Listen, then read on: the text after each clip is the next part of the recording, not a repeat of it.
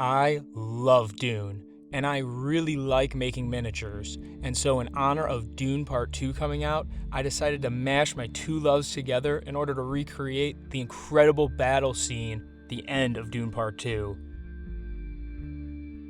First thing on my list was really trying to figure out the scale at which I was going to make this. I had no idea even where to begin, and I really wanted to try and capture the incredible size of these worms.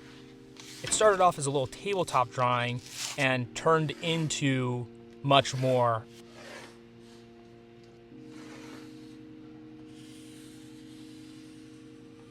This circle here is the diameter of the mouth, and this little rectangle right here is the size of how big the miniatures would be in comparison. After realizing the immense scale at which I was going to have to build this worm, I needed to use a material that was easy to come by and could get in large quantities because it was going to be such a big project. One of my favorite materials to work with is pink foam. It's easy to come by, easy to carve, easy to work with. You can slap stuff onto it to create textures on top after you've gotten a rough form down. And so just started layering 2-inch thick pink insulation foam on top of itself until I got to the rough form that I wanted. Originally, I was going to have this worm kind of coming out of the ground. However, I didn't think that was dynamic enough, and I thought it would be a pretty boring pose, so I started adding some more foam here to kind of create a jumping effect, like the worm was jumping up.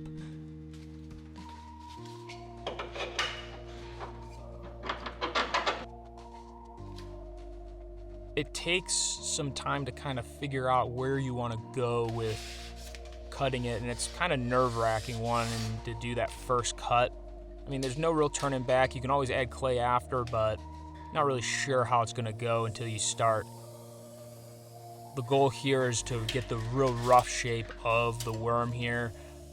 You don't really have to worry about taking too much off when you're working with pink foam because you can go back in afterwards with whatever substrate you decide to use on top of your pink foam and add it back on later.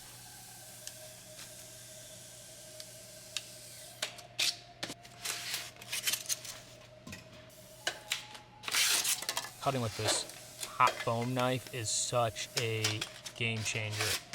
It really makes more organic cuts than any kind of knife would.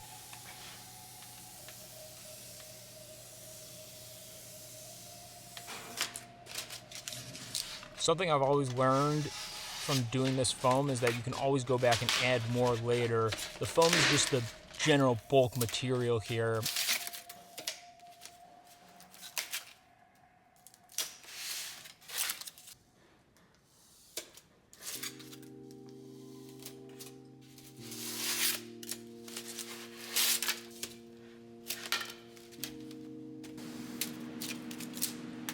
And here I'm coming in, smoothing out some of those rougher shapes with a knife.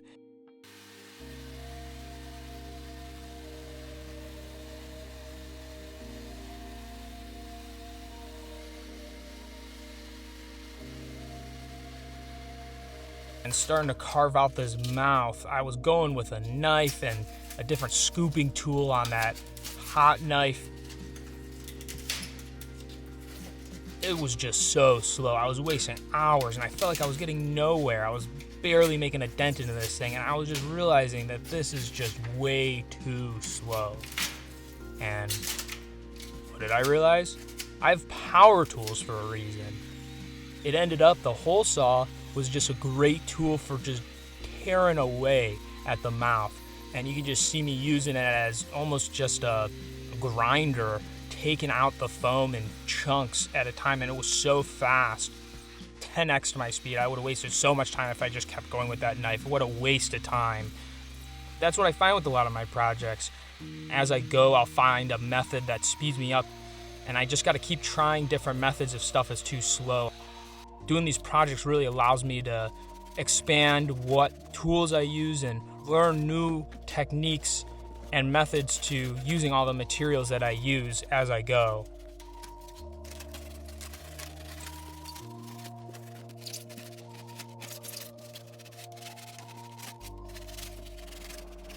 Going back into the mouth, realizing I didn't really have it deep enough. And you can see how much of a mess that made.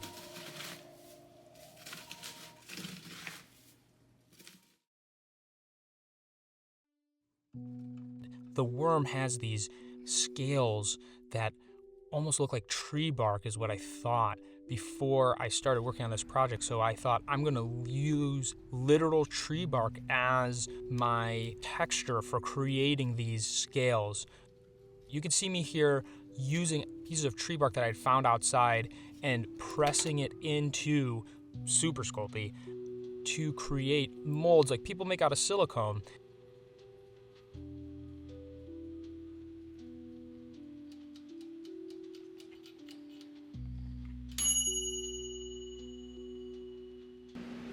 After baking all these molds, I'd come back here and push the Super Sculpey back into the molds.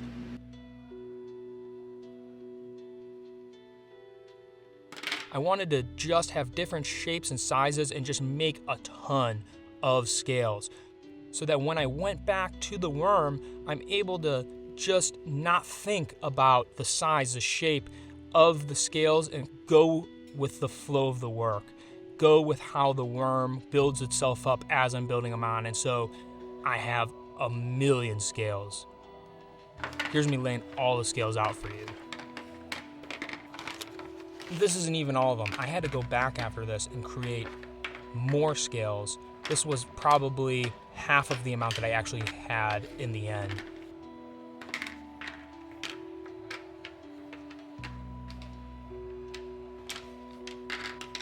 And you can really see the incredible detail that the Super Sculpey captures after it's been hardened, and you can really see how it just did the job that I wanted it to do and gives that texture on those scales.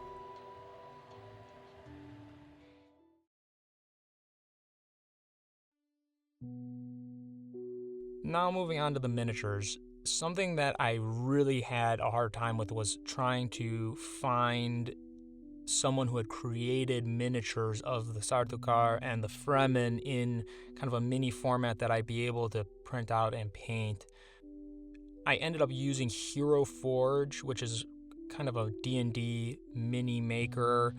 I believe people use it for, like I said, making D&D minis, and I used reference from costumes in Google Image to create the Sardaukar and the Fremen. Removing the supports here and getting them ready to get cured. These turned out really great.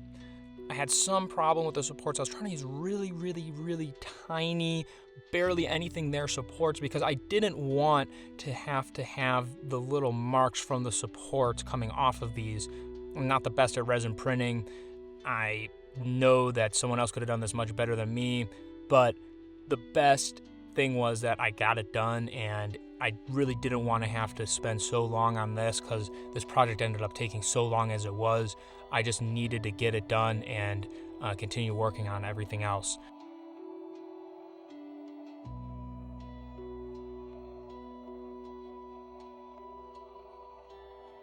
Being my first time actually filming myself working, trying to figure out how to set up the camera here was a terrible time. My head got in the way of majority of these shots, so a lot of the filming of the painting of these minis is actually missing. So if it seems like it's jumping around here, I apologize. Did my best filming, but my head is literally blocking most of this. Using an airbrush here to get the base coat on these Sardaukar. Not a perfect airbrusher, not a perfect resin printer, but I get the job done. And just going in here, painting them. I didn't have an actual game plan in place when I go in and paint these. I just go, I lay a base coat, and then I go, all right, what parts here can I accent with a different color? And what do I actually have to paint on for the detail? I decided to do a two-tone coat with these Sardaukar.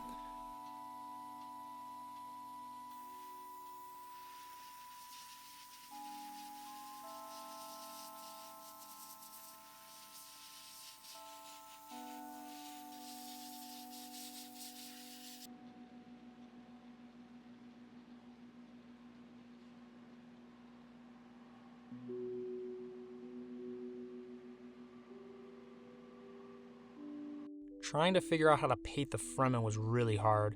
I had no clue where to even start with trying to paint these. Doing a two-tone is hard on these. Their still suits are incredibly detailed, but they have a very similar color pattern, and in no photos and screenshots from Google Images and from what I could see, could you really get a good sense of what the color balances on these images were incredibly vast, and it didn't really give you a solid depiction of what the still suits looked like. Going in here and adding some details to the Fremen themselves, kind of just touching up the boots and going in on little details, painting the hoods to kind of match some of the head wraps that they wore in the movie and kind of add some variance to what they're wearing there. Painting up the crysknife here, bone white, to match the teeth of the worm.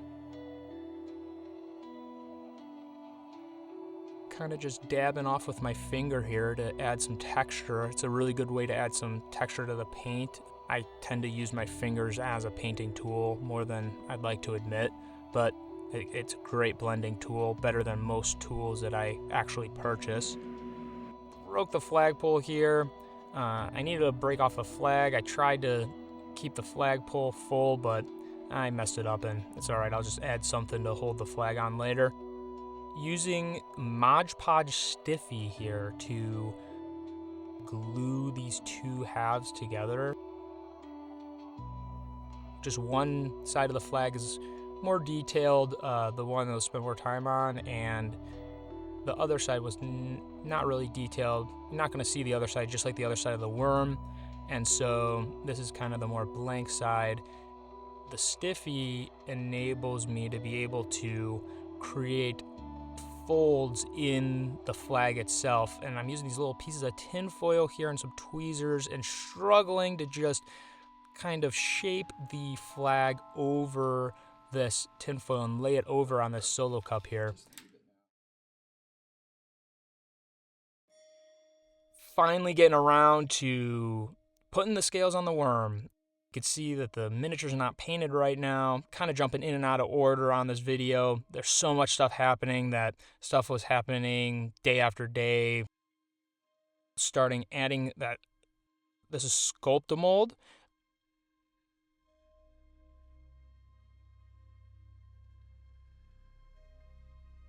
This is the very start. My girlfriend here, we're just trying to figure out best way to get putting the Sculptamold onto the worm itself, and there's just so many scales and so much, and we're just trying to figure out the best method here to laying it flat while keeping it organic. After finishing this big spot here, I wanted to come in with my airbrush and lay one solid layer of paint down and see how the two materials look together. Here is a close-up of how that looks. I mean, it turned out just great, just exactly how I wanted for the texture of this worm. And so now is a montage of just absolutely laying all these scales.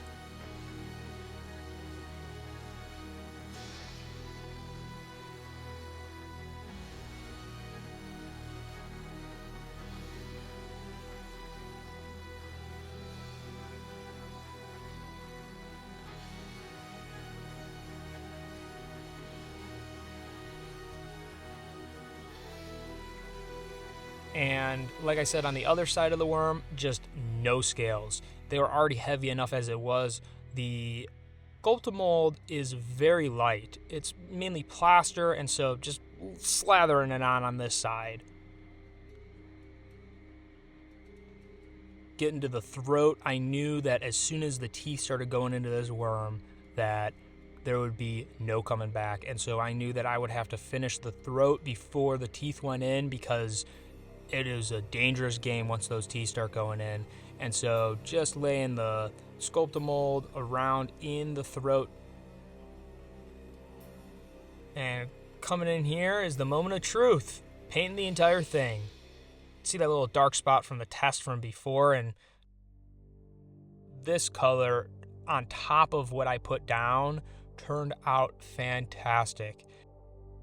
And it was a long process airbrushing it, but I find airbrushing to create this really even coat, and I can have some detail with on scales. I can get much more paint on them and create almost like a highlighting effect like you would when drawing on top of the scales to highlight those details and draw more attention to the scales themselves and add more depth to the worm itself.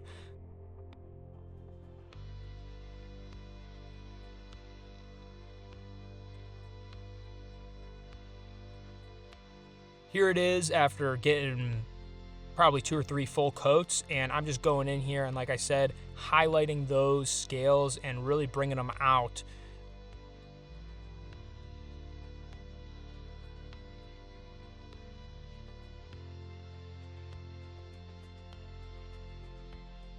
Here's a close-up of that, and you can see just how much highlighting those scales brings them out and differentiates them from that undercoat. And I think that undercoat of that brown actually ended up working out in my favor and creating some great texture.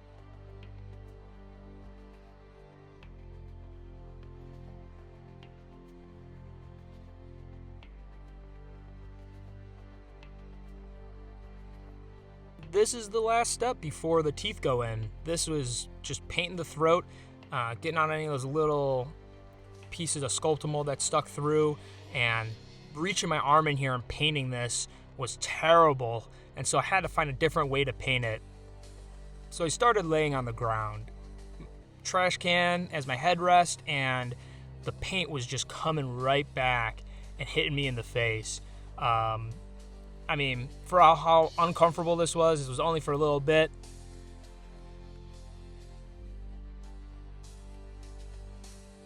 So I started laying on the ground. It was only for a little bit. Oh, the overspray was getting in my face and it didn't really matter. It was just a little bit. Spraying this black, it turned out great.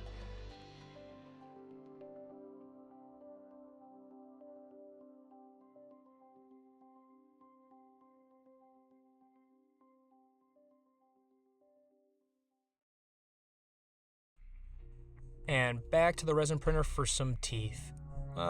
Well, when I say some teeth, I mean a metric boatload of teeth.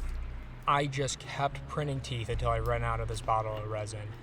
I initially started printing these in a gray resin and individually airbrushing them, but then when I realized how many teeth I needed, I realized how much time I was wasting with painting the teeth individually.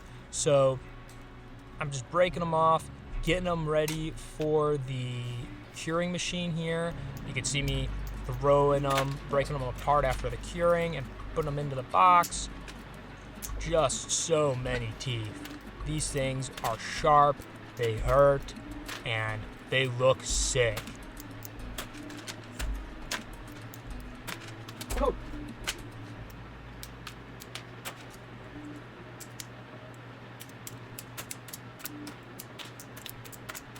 Getting these teeth in took a little bit of trial and error to figure out, but after we figured it out, it was smooth sailing from there. Got it all done in one go. Didn't want to come back and do this another time. I wanted to just get this all done in one run. So the method we found worked the best was lay our Sculptamold down, and then we're going to go ahead and paint it with just a brush after it's had a little bit of time to dry. Come in with a paintbrush here and just paint it the color that we used in the airbrush for painting the worm itself. And then after that's dried for a little bit longer, just come in and stick those teeth through the Sculptamold into the pink foam. And the Sculptamold doesn't fully harden for 24 hours, so coming in maybe 45 minutes after, pretty easy to do, and this was the final big step to getting the worm done, and this was like a big relief after getting this done. This sit down was a hour long, about to double the amount of teeth in this worm. It looked great how it was, but I had so many extra teeth that I wanted to get an insane amount, because that's what the worm is. It just has so many teeth. So many teeth. So many teeth. So many teeth.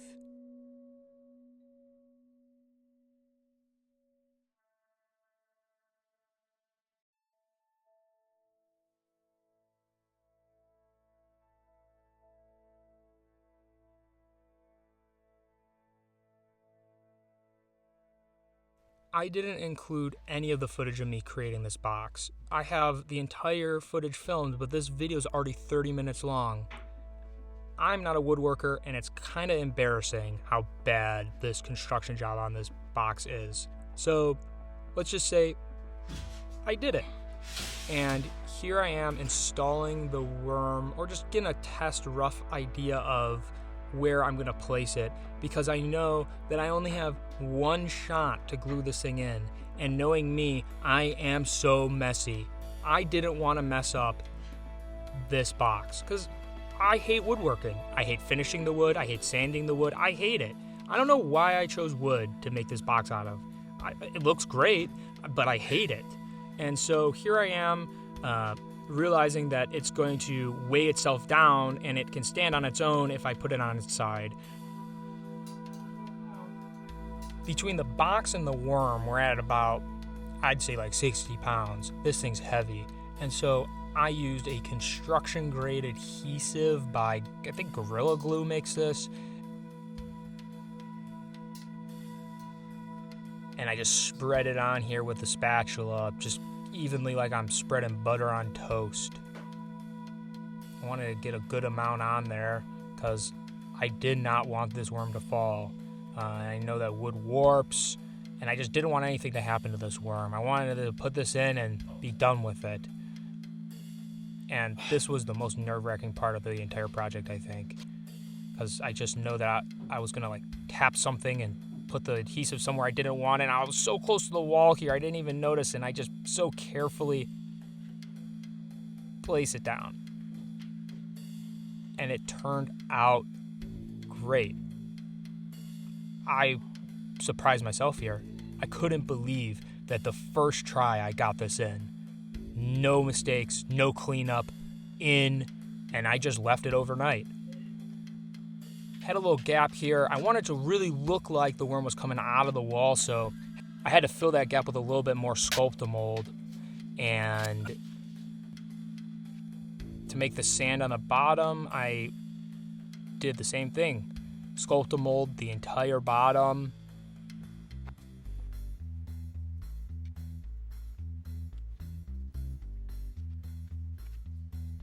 Here you're going to notice a huge jump in the look of the base here. I had a bunch of different mistakes when coming to trying to find the best way for laying the sand on the base without having it get everywhere. You can notice this burnt sienna, me trying to replicate that look of the Sands of Arrakis because of spice on the surface gives it that burnt sienna look, but I really couldn't get the look that I wanted with that, and so this was the best method I found, which was just spray adhesive. Use some cardstock to kind of block off where the spray adhesive was going and just lay that sand on like it's no one's business there. Coming in here and touching up the little crack that I'd filled with Sculptamold just to kind of keep it continuous with the rest of the paint job on the rest of the worm, and trying to keep it looking continuous and organic, and really where you couldn't tell that there was some added towards that crack there to try and match the paint color there.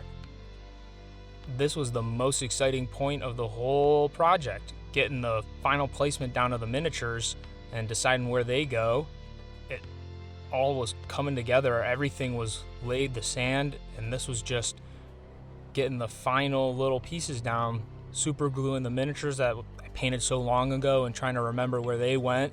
And it felt like, honestly, forever ago that I had planned where they were going to go, and it didn't really feel real that I was actually getting this done at this point, and just trying to get them in the spots that I had planned for them from the beginning. The scales where they were standing on top of were the only really planned scales on the entire Sandworm.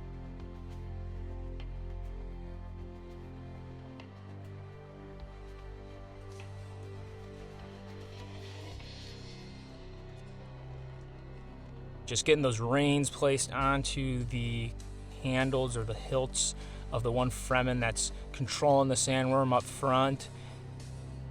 I just used some Mod Podge Stiffy on the back of a paper plate with some just regular yarn for these ropes. It might have been darker in the movie, but kind of like this bright white so that you would really notice them and they'd stand out compared to the wood background here. And just clipping the excess off with some plastic snips. This was the most exciting part of the whole thing. I was really seeing it all come together and envisioning the final thing like how I had thought the entire time. And this is the final step, gluing down the Sardaukar. I just didn't want you to notice that there was only a few different poses, and so just trying to place these so that the same posed ones weren't close enough together to where you would notice that they are the same pose, just mirrored, and getting those placed. And we're going to get to the final run through of the mini. It turned out so great.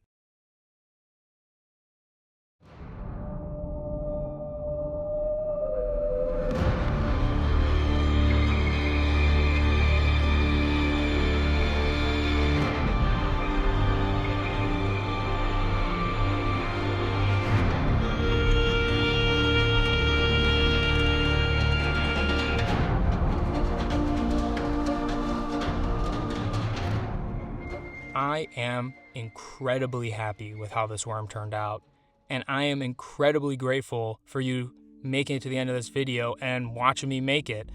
This was such an experience, and I'm so happy to finally be taking the first steps to showing people my work. And if there's something you want me to make next, let me know. If you got any ideas, leave them below. Got any questions about how I did anything in this project, leave them below. Other than that, I'm going to keep going on some other stuff. Yeah. Talk to you later. Bye.